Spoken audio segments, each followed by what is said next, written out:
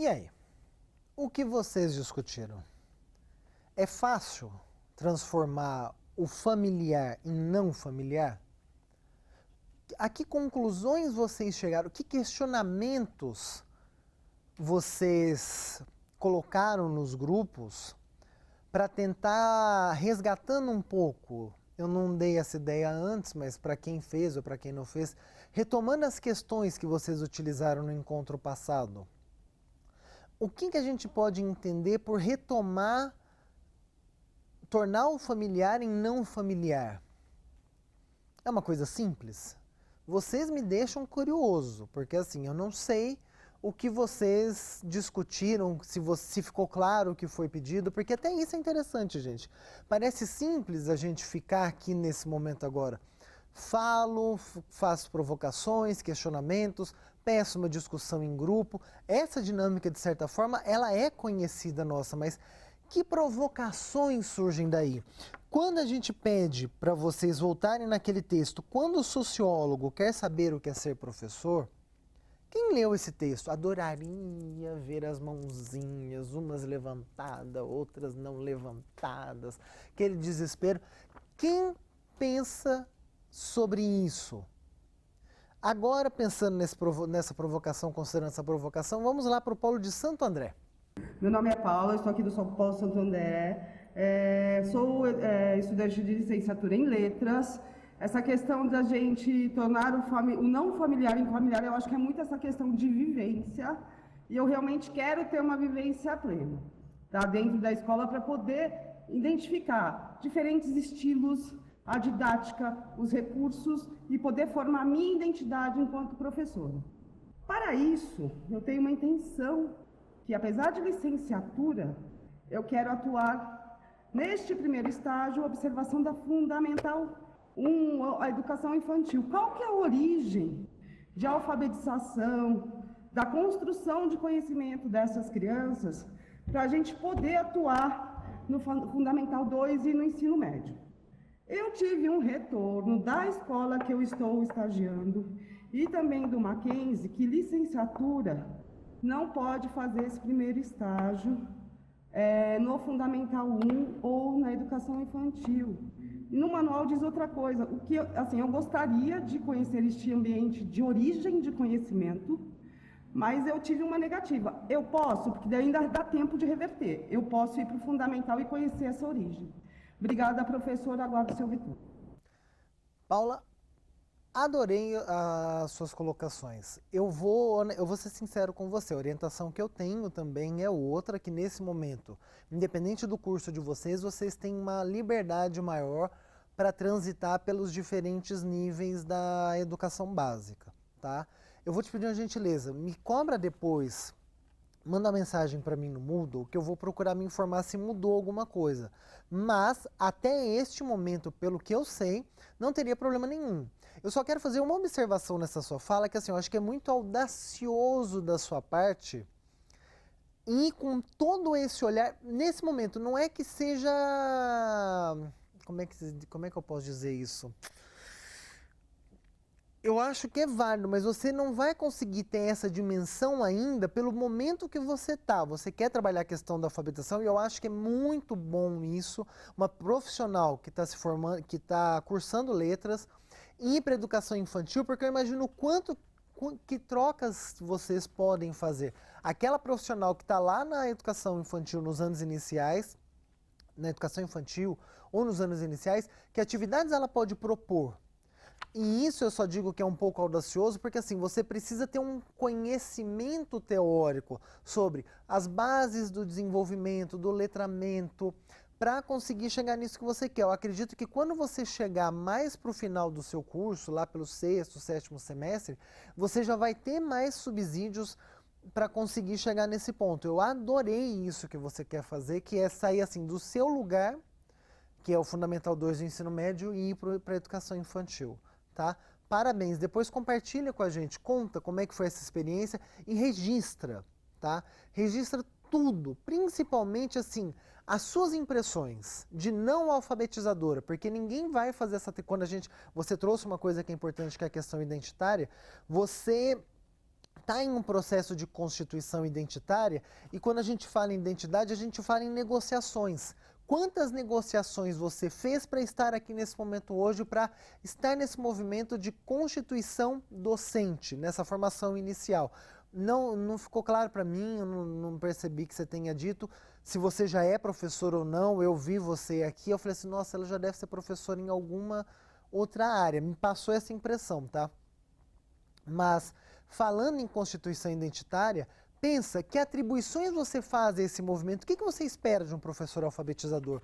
Esses questionamentos que você for elaborando agora te auxiliarão a refinar o seu problema de pesquisa, porque pelo pouco que você falou, eu acho que te incomoda bastante essa questão da alfabetização, porque a gente pensa, por que as crianças muitas vezes passam todo um processo de escolarização, principalmente na escola pública, e chegam no ensino médio analfabetos funcionais, por exemplo, para não dizer analfabetos, porque eu fiz pesquisa em algumas escolas e os alunos do ensino médio, literalmente, dói falar isso, mas ele não conhecia um A de cabeça para baixo, tá? E assim, anota tudo, de verdade, porque assim, o foco hoje nosso aqui nesse encontro é discutir essa questão da observação, é discutir essa questão do registro, e esse texto do sociólogo, o que ele quer trazer para a gente como discussão? Quando vocês chegam na escola e conforme o estágio for se desenvolvendo, vocês vão ver assim, quem está lá acha que tudo que está estudando lá, que sabe, é só chegar aqui que resolve os problemas. E o que esse professor está querendo dizer? Quem está na academia, teorizando, pensando, refletindo, muitas vezes faz proposições que não tem sentido, não tem aderência com a realidade vivida das pessoas na escola. E esse texto é um movimento interessante porque o professor no texto, eu esqueci a disciplina dele, não lembro se era história, sociologia, ele vai para a escola para tentar colocar à prova algumas coisas daquilo que ele pensava. Ele queria saber o que é ser professor. Embora, aí a gente percebe, foi escrito em um outro contexto, não é um pesquisador brasileiro. Ser professor é o quê? E aí ele foi para a escola para praticar aquilo que ele teorizava. E isso é tornar o familiar em não familiar, tá? Tem um autor que ele é muito conhecido, o espanhol Carlos Marcelo Garcia, que ele sempre ele afirma isso nos estudos dele. O professor é aquele profissional que mais tempo passou em contato com a própria profissão. Isso pode ser bom, isso pode não ser tão bom. Por quê? Voltando lá no começo do que a gente discutiu, quantos vícios a gente reproduz, tá? E aí, gente, reproduz. Quando a gente fala que nós reproduzimos os vícios, determinadas coisas que a gente não gosta, quando alguém chega pra gente e fala assim, você já reparou que quando você fala tal coisa, os seus alunos, eles ficam meio temerosos da atividade que você está propondo?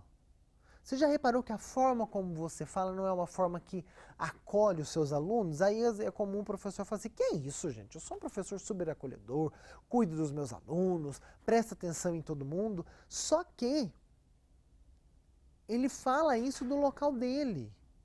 Quando eu troco de lugar com o outro, quando eu vou para o local do outro que não é o meu, eu mudo a minha perspectiva.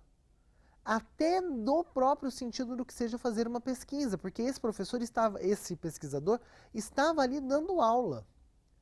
E ele saiu do papel de pesquisador. Quando a gente vai para esse papel de observador, para esse papel de pesquisador, o que a gente tem que ter em mente? Eu preciso me despir dos meus conceitos, dos meus preconceitos, de várias crenças que eu tenho.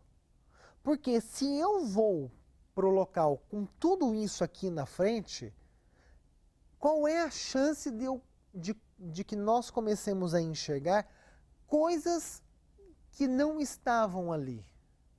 Pensa na pessoa quando ela está com raiva, quando ela está nervosa. Ela muitas vezes diz coisas que ela não gostaria de dizer. E por isso que se diz, pensa, na hora do nervosismo, você pensa para continuar aquilo que você quer, tá? Hoje, nesse momento, o que vocês farão? Vocês vão pensar assim, Eu vou observar, eu vou começar a coletar dados, porém, como que eu vou organizar esses dados? E não é assim, vocês farão atividade em grupo. Isso é um fato, tá? Considerando a dinâmica que a gente tem de diferentes polos espalhados pelo Brasil. Está distribuído, mais bonito. A gente não precisa falar que está espalhado, porque dá a impressão que está jogado, tá? Para pensar na organização dos dados, vocês discutirão e vão elencar naquela folhinha modelo que eu falei, recurso ao aluno modelo. Você vai colocar qual é a forma que vocês descobriram nessa discussão que é melhor para organizar os dados, tá? A gente já volta com essa discussão, agora a gente vai para o polo de Alphaville. Meu nome é Patrick, eu sou do curso de Filosofia e a gente discutiu aqui, chegou a gente tem esse distanciamento fazendo as anotações e observações no caderno. Essas observações consistem nos conteúdos, a relação professor-aluno e os métodos de ensino. O grupo discutiu também que a questão de não tornar familiar depende de que haja um exercício constante do foco de observação e das reflexões oriundas das observações na escola, que deverão ser retomadas buscando a ação, reflexão e ação. E a gente conclui também fazendo uma pergunta, que seria quais as orientações que poderão ser dadas para nos ajudar nesse distanciamento do que é familiar. Patrick, o seu grupo está de parabéns. E de parabéns de verdade, porque assim, você me faz uma pergunta, e aí brincando um pouco daquele professor que fala para o aluno assim, você vai ler o texto e a questão 1 está no parágrafo 1, a questão 2 está no parágrafo 2. Você traz a resposta para essa pergunta na sua pergunta. Quando o grupo diz que fez esse movimento, pontuou várias coisas que vocês observaram, que vocês elencaram que são importantes, que devem ser consideradas, esse movimento de observação, reflexão, observação, eu não lembro agora se foi a observação que você falou, mas esse movimento de sempre refletir sobre aquilo que foi visto, questionar aquilo que foi visto, isso é um movimento, se a gente for parar para pensar assim, não existe uma regra. Eu acho que a gente vai aprendendo a tornar não familiar quando a gente começa a questionar as coisas. Por isso que eu falei que vocês foram muito felizes nesse apontamento. Refletir sobre. Muitas vezes, o questionar, ele é mais potencializador do que propriamente a resposta. Quando você começa a questionar a realidade, você desconstrói aquilo que está naturalizado. Não há nada pior do que naturalizar alguma coisa, tá? Eu sempre brinco, natural, gente, é respirar. Você respira, isso é natural. Isso faz parte, você não para pensar, você está respirando. Não sei que falte o ar, você vai ter que pensar alguma estratégia. Mas todos os outros processos são construções sociais. Cada professor, na forma como ele chega na sala de aula, cada um tem um roteiro básico. Eu tenho, se é para as crianças do Fundamental 1, o professor vai colocar uma rotina, o professor vai fazer os alunos se organizarem, mas quando eu começo a querer compreender que processos são esses, eu começo a querer compreender, por exemplo, quais são os objetivos que esse profissional tem. O que esse profissional tem em mente quando ele faz uma atividade de uma forma e não de outra. Se não me engano, você está no curso de filosofia. Se me perdoe se eu estiver falando errado, mas foi o que eu registrei. Patrick, curso de filosofia, tá? Se não fosse, me desculpa. Eu peço desculpa pessoalmente depois. Mas pensa um profissional de filosofia. Quantos de nós pode dizer que teve aulas de filosofia? Qual é a função da filosofia? Você provavelmente não. Você fará estágio com professores de filosofia. Qual é a função da filosofia na nossa sociedade? Para essa questão do questionar-se, no processo de autoconhecimento, no processo de desvelamento de uma realidade. Assim, se eu puder dar uma sugestão, continuem no caminho que vocês estão, desse questionar-se sobre, de ter esse distanciamento, porque o que eu quero saber muitas vezes, eu só vou conseguir quando eu tiver lá descrito várias coisas, por isso que hoje está lá observação, coleta, organização, a coleta de vocês serão os registros que vocês farão. Esses são os dados de vocês. Quando você coloca o que você viu E isso é importante quando a gente pensa em transformar o familiar em não familiar. A gente tem uma concepção do que seja escola. A gente tem uma ideia de que uma escola é formada por salas de aula são formadas por um professor aqui na frente, vários alunos sentados em cadeiras, gente, na carteira a gente não senta, sentados nas cadeiras. Isso já está aqui. Quando eu chego em uma escola e percebo que o professor tirou os alunos da sala e levou para a quadra, qual é a ideia dele? O que ele deseja fazer? Como é que ele quer mostrar para esses alunos como se dá outras formas, por exemplo, da construção do conhecimento? Porque a informação está lá, a informação está dada. Nós temos a informação já do que seja uma escola, nós temos a informação de que na escola está tudo dando errado, está um vale de lágrimas, só tem agressão, só tem várias coisas. A gente vai chegar na escola, muitas vezes, com esse olhar, acreditando que está dando tudo errado, acreditando que o professor está desvalorizado. Só que como que eu reajo se de repente eu percebo que está acontecendo de uma outra forma? Tá? Isso é importante a gente parar para pensar. Porque senão a gente entra naquele processo de reprodução do mesmo discurso. Isso não é bom nem para quem está na sala de aula, que te abriu a sala de aula, para quem te abriu a escola, o coordenador, o diretor, o responsável específico pelo estágio na escola, para o professor, para as crianças, para os jovens, para os adolescentes, para os jovens, e muito menos para você. Tem uma aluna, não vou nomear a pessoa, se ela estiver nos ouvindo nesse momento, talvez ela se reconheça, não precisa se identificar, tá bom? Que ela falou assim, você sabe, né, professor, que nada disso que a gente está aprendendo aqui efetivamente serve quando a gente vai para a escola. Ela disse isso porque ela é professora. Tá? Nada disso aqui serve. Isso aqui é tudo para a gente ocupar o tempo. Eu falei assim, jura? Que a teoria, de certa forma, não te serve para nada? E isso serve para a gente pensar. Vamos dar um pulinho lá de volta em Santo André? Meu nome é Letícia, sou aluna de Pedagogia do segundo semestre. Já sou formada em Letras pela USP, então eu atuo na área de educação já fazem 6 anos. E a questão do familiar ficou um pouco na minha mente, porque hoje eu trabalho como auxiliar de sala do Colégio Porto Seguro, no currículo bilíngue, ou seja, no currículo alemão.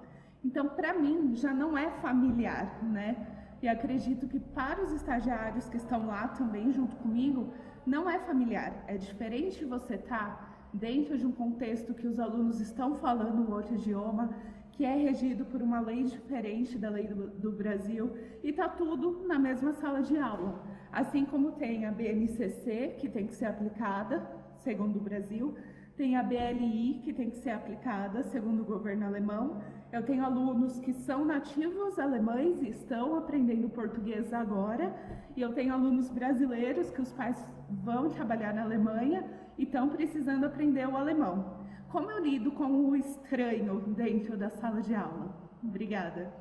Eu fiquei impactado com o que você falou, então se eu errar seu nome, você me desculpe. É Letícia, certo?